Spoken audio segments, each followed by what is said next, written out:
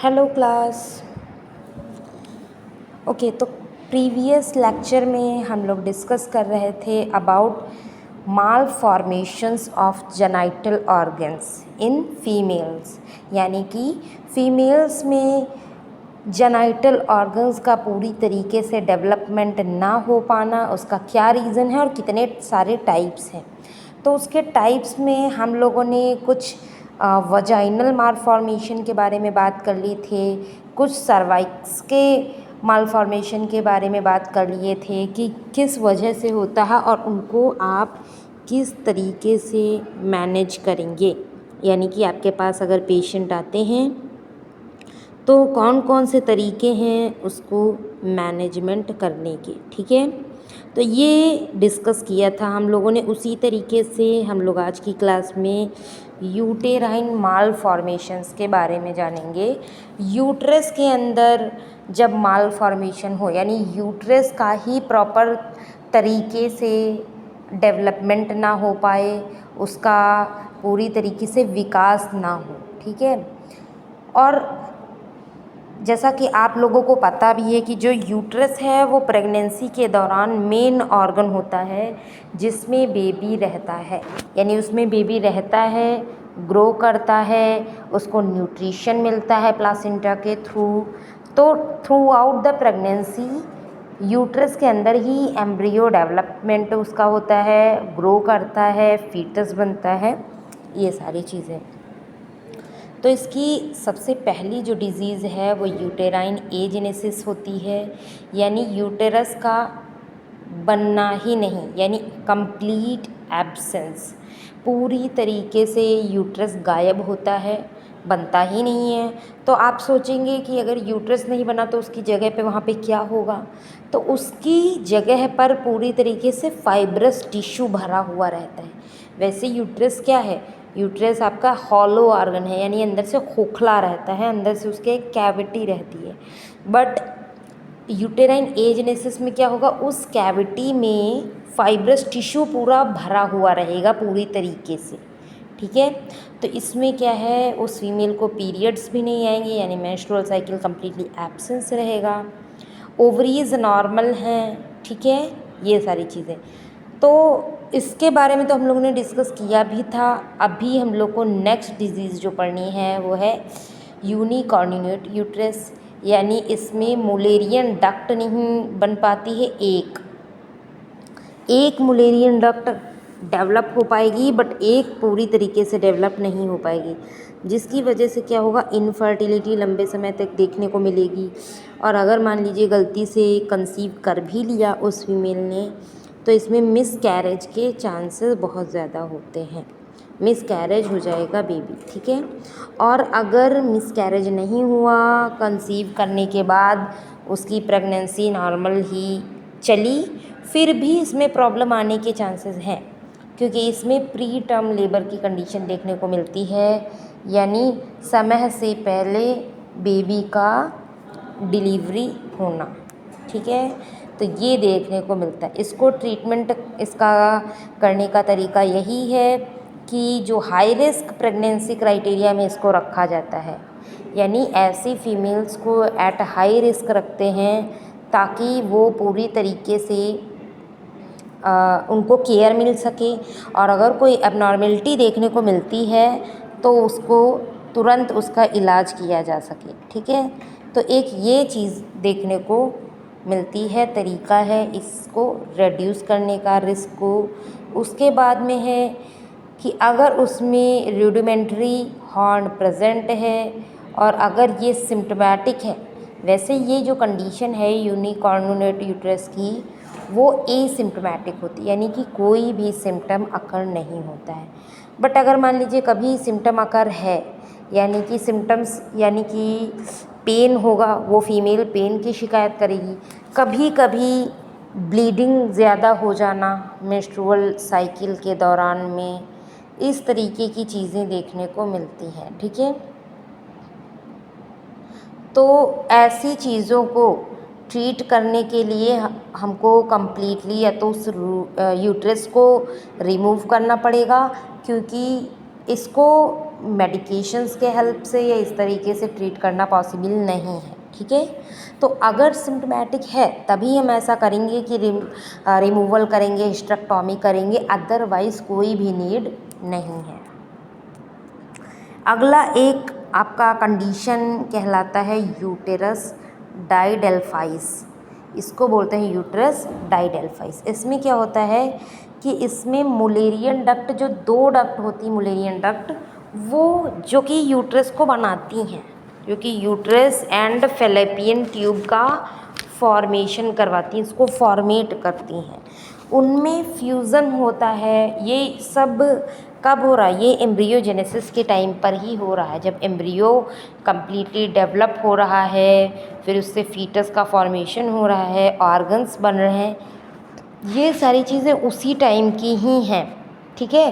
कि वहाँ पर ही उस बेबी का जो है फीटस का मुलेरियन डक्ट आपस में फ्यूज़ हो जाता है, जिसकी वजह से एक कैविटी लाइक स्ट्रक्चर बनता है, ठीक है। कैविटी लाइक स्ट्रक्चर बनता है। तो यहाँ पर जो फ्यूज़न हो रहा है वही प्रोहिबिटेड हुआ जा रहा है, यानी कि फ्यूज़न नहीं हो पा रहा है, जिसकी वजह से क्या होगा कि अलग अलग मुलेरियन डक्ट अलग अलग यूट्रस बना देंगे। तो आपको ऐसे फीमेल्स में क्या देखने को मिलेगा? इसके फीचर्स में आपको दिखेगा कि 2 यूट्रस दिखेंगे। जब आप अल्ट्रासाउंड अगर करोगे तो आप पाएंगे कि 2 अल्ट्रासाउंड दिख रहे हैं, बट वो 2 एकदम नॉर्मल नहीं होंगे। वो ऐसा ही आपको लगेगा कि एक ही यूट्रस है जो कि बीच से डिवाइडेड है। एक यूट्रस बीच से डिवाइडेड फॉर्म में आपको दिखाई देगा।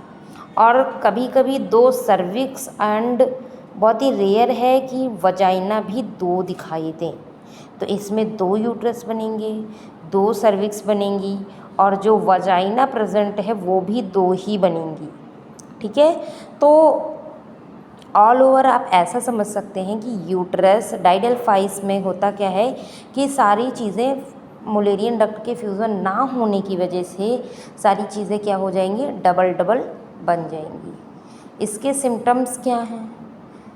कौन कौन से सिम्टम्स शो होंगे अगर कंसीव? देखो, पहली चीज़ तो ऐसे फीमेल्स कंसीव नहीं कर पाते हैं जल्दी, और अगर मान लीजिए कंसीव कर भी लिया है गलती से, तब भी उनमें मिसकैरेज होने के चांसेस बहुत ज़्यादा रहेंगे, यानी बार बार मिसकैरेज होना, प्री टर्म बर्थ होना, इस तरीके की चीज़ें दिखेंगी।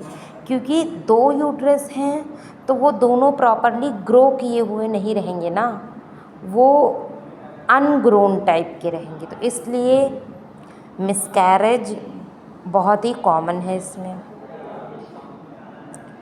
अगर मान लीजिए ज़रूरत पड़ी इसको ट्रीटमेंट करने की, तो पहली चीज़ तो इसमें सर्जरी परफॉर्म नहीं कर सकते हैं, क्योंकि वो जो 2 यूट्रस हैं, हो सकता है उनकी सर्विक्स एक हो और यूट्रस 2 हों। तो ऐसे में अगर हम रिमूवल करते भी हैं तो दूसरा जो एक नॉर्मल बन सकता है यूट्रस, वो भी अफेक्ट होगा। तो सर्जरी तो नहीं परफॉर्म करते हैं। फिर इसमें क्या करेंगे? इसमें हम IVF की हेल्प से, अगर मान लो 2 सर्विक्स और 2 वजाइना है, तो हम IVF के हेल्प से इसमें कंसीव करवा सकते हैं बेबी को, अगर वो फीमेल चाहती है। और नॉर्मल जो डिलीवरी है वो एक्सपेक्ट नहीं करना है, C सेक्शन से डिलीवरी परफॉर्म कराया जा सकता है, और IVF के थ्रू जो बेबी है वो कंसीव कराया जा सकता है, ऐसा है। और उस प्रेगनेंसी का, ऐसे में जो प्रेगनेंसी अगर होगी, इसकी प्रॉपर मॉनिटरिंग भी काफ़ी ज़्यादा ज़रूरी है, ठीक है। तो ये है यूट्रस डाइडेल्फाइसिस। अच्छा, एक चीज़ और मैं आपको बता दूं यहाँ पर कि ये जो केसेस आप पढ़ रहे हैं माल फॉर्मेशन वाले, जिसमें या तो ओवरीज पूरी तरीके से गायब हैं, या तो सर्विक्स गायब है, या तो यूट्रस गायब है, या वजाइना गायब है, ऐसे cases 1 in 1000, 1 in lakhs, 1 in millions ऐसे केसेस होते हैं, ठीक है। यानी कि ये कोई कॉमन केस नहीं है कि आपके पास इस तरीके के पेशेंट बहुत ज़्यादा आ रहे हैं, नहीं, ये एकदम यूनिक केस है। ऐसा आपको बहुत कम देखने को मिलेगा कि फीमेल्स में वजाइना एब्सेंट है, सर्विक्स एब्सेंट है, यूट्रस नहीं है, ओवरीज नहीं है। तो ये कोई ऐसा नहीं है कि आपके पास पेशेंट आ रहा है, आपको ट्रीटमेंट कर रहे हैं, आप सोच रहे हैं, ऐसा आपको नहीं करना पड़ेगा, क्योंकि 1 in million केसेस होते हैं, तो बहुत ही कम पेशेंट्स दिखाई देते हैं इसके। ठीक है, नेक्स्ट डिज़ीज़ जो कि हम लोग डिस्कस करेंगे विच इज़ बाइकॉर्निनेट यूट्रस। बाइकॉर्निनेट यूट्रस क्या होता है? ये थोड़ा सा यूट्रस डाइडेल्फाइसिस की तरह ही आपको दिखेगा थोड़ा बहुत। तो इसमें क्या होता है, पार्शियल फ्यूज़न फेलियर होता है, यानी कि इसमें जो यूट्रस है वो कंप्लीट नहीं बन पाएगा, थोड़ा सा उसका पार्ट फ्यूज़ होगा और थोड़ा रह जाएगा, यानी पार्शली फेलियर हो जाएगा फ्यूज़न का। ठीक है, तो यहाँ पर देखने को मिलेगा आपकी उसका फीमेल का जो यूट्रस है वो हार्ट शेप होगा और उसके 2 हॉर्न्स भी होंगे। लाइक जो आपको फैलोपियन ट्यूब दिखती है ना, फैलोपियन ट्यूब प्रेजेंट होती है जो कि यूट्रस को ओवरीज से कनेक्ट करती है, वो यहाँ पर तो नॉर्मल रहेगी, बट उसके साथ में 2 हॉर्न्स भी देखने को मिलेंगे।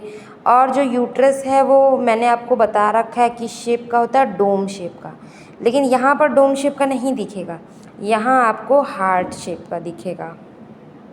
ठीक है, तो इसके सिम्टम क्या दिखेंगे उस फीमेल में? इसके सिम्टम्स दिखेंगे कि बार बार प्रेगनेंसी लॉस होना, अगर वो फीमेल चाहे कि कंसीव करे तो वो ईज़िली कंसीव नहीं कर सकते हैं। ठीक है, अगर करना भी है तो IVF की हेल्प से कंसीव कर सकते हैं, नॉर्मली नहीं कर सकते, क्योंकि नॉर्मली सर्विक्स एंड यूट्रस क्या है, डोम शेप का नहीं है। और दूसरी चीज़, अगर कंसीव कर भी लिया तो जो बेबी होगा वो ब्रीच प्रेजेंटेशन शो करेगा। ठीक है, ब्रीच प्रेजेंटेशन भी आप लोगों ने पढ़ रखी है, उसमें हेड क्या होता है, डाउन की जगह पे अपवर्ड डायरेक्शन में प्रेजेंट रहता है, यानी उसका हेड ऊपर की साइड है एंड बॉटम एरिया सर्विक्स के साइड है। ठीक है, तो ये देखने को मिलेगा। दूसरी चीज़, प्री टर्म लेबर भी देखने को मिलेगा यहाँ, यानी before completing 9 months delivery occurs. Next है, इसको ट्रीट आप कैसे करेंगे? अगर आपके पास आता है ऐसा पेशेंट तो आप इसको कैसे इसका ट्रीटमेंट करेंगे?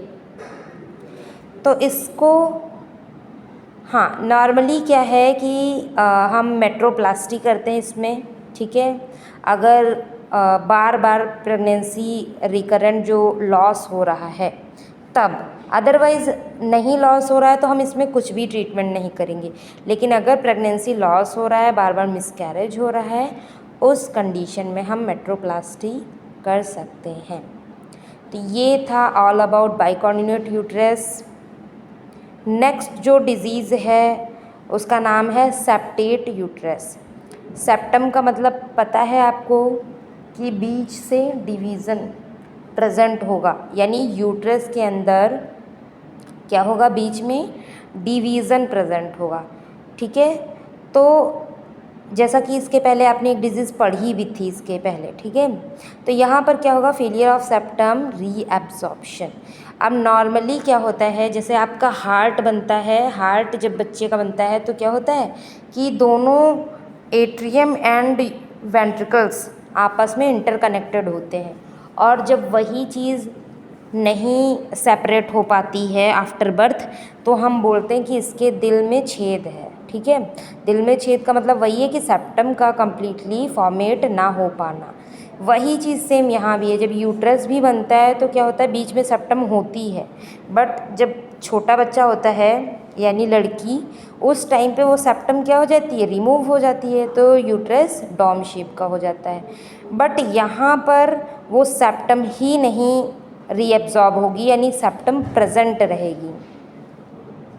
तो यहाँ पर क्या देखने को मिलेगा कि बार बार मिसकैरेज आपको इस कंडीशन में भी होगा, देखने को मिलेगा। ठीक है, कंसीव करने में प्रॉब्लम होना, और अगर कंसीव कर भी लिया है तो मिसकैरेज हो जाना, ये देखने को मिलेगा। उसके बाद में सिम्टम्स की अगर बात करें तो इनफर्टिलिटी है ना, फीमेल जो है कंसीव नहीं कर सकती, ऐसा कंडीशन होगा, और बार बार अबॉर्शंस, प्रीटर्म लेबर। देखिए आप ये चीज़ देख पा रहे होंगे कि infertility, recurrent abortions and preterm labour, ये मोस्ट ऑफ द टाइम आपको हर डिजीज़ में देखने को मिल रहा है। जितने भी आप यूट्रस के डिजीज़ पढ़ रहे हैं सब में, क्योंकि मैंने आपको क्या बताया, uterus is a primary organ for development. अब primary organ of reproductive system मत समझिएगा, primary organ of reproductive system तो ओवरी है, बट यूट्रस क्या है, बेबी के न्यूट्रिशन के लिए प्राइमरी है। तो जब न्यूट्रिशन नहीं मिलेगा, सारी चीज़ें नॉर्मल नहीं रहेंगी, तो ऑब्वियस सी बात है मिसकैरेज होगा। तो ये इसमें भी वही सेम साइन एंड सिम्टम आपको देखने को फीमेल के अंदर मिलेंगे। फिर बात करें डायग्नोसिस की, आप कैसे इसको डायग्नोस करेंगे, तो इसके लिए 3D अल्ट्रासाउंड, जिसमें आपको यूट्रस की कंडीशन कम्प्लीटली पता चल जाएगी, MRI, ठीक है, एंड हिस्ट्रोस्कोपी। हिस्ट्रोस्कोपी क्या होता है, एक कैमरा हम वजाइना के थ्रू, एक कैमरा जिसमें लाइट एंड ये सारी चीज़ें फिटेड होती हैं, जैसे हम एंडोस्कोपी वगैरह करते हैं वैसे ही एग्जैक्टली होता है। वजाइना में इंसर्ट करते हैं, सर्विक्स के थ्रू कहाँ पे पहुँचाएंगे, यूट्रस में, और फिर वहाँ पर देखेंगे क्या वहाँ सेप्टम प्रेजेंट है या नहीं, और अगर प्रेजेंट है तो वैसे इसकी हेल्प से हम सेप्टेमोप्लास्टी भी कर सकते हैं, ठीक है, कंप्लीट रिमूवल ऑफ सेप्टम, तो ये पॉसिबल है बेसिकली। तो ये हो गई एक डिज़ीज़। एक और लास्ट डिज़ीज़ बची हुई है यूट्रस की, एक और, जिसको नाम बोलते हैं हम एरकोट यूट्रस, ठीक है, एरकोट यूट्रस या एरकॉट यूट्रस भी बोला जाता है, आप जैसे चाहें वैसे इसको प्रोनाउंस कर सकते हैं।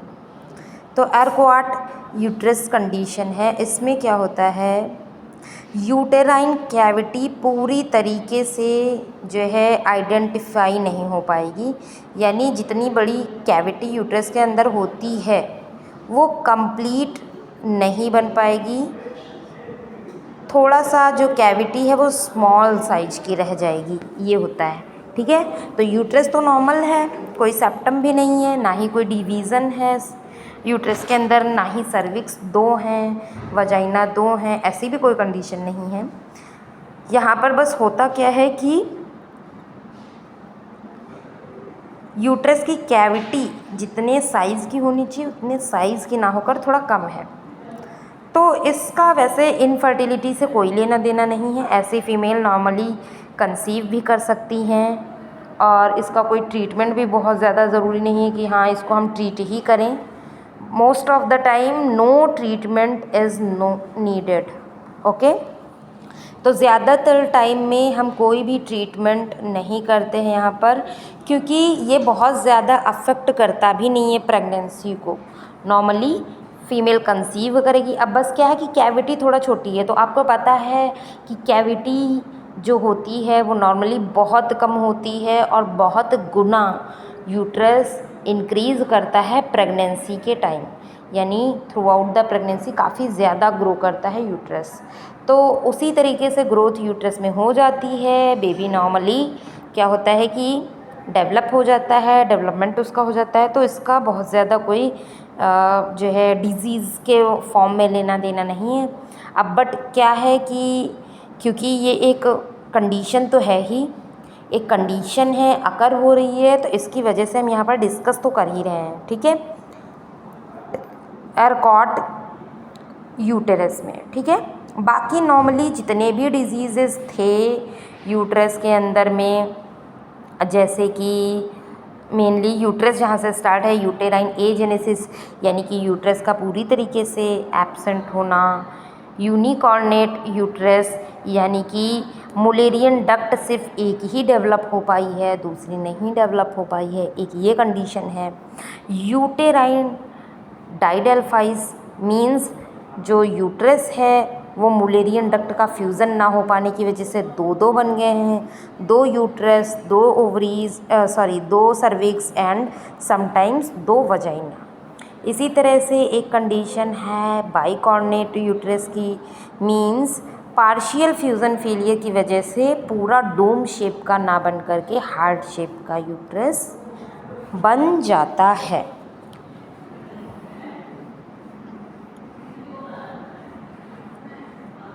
तो एक ये भी कंडीशन आपको देखने को मिलती है, ठीक है। और उसके अलावा सेप्टेट, नेक्स्ट जो डिज़ीज़ है वो है सेप्टेट यूट्रस, यानी कि यूट्रस के बीच में सेप्टम का प्रेजेंट होना, क्योंकि जो सेप्टम है वो रीएब्जॉर्ब कर ली जाती है बॉडी के थ्रू, जो कि थ्रू आउट द डेवलपमेंट नहीं हो पाई है।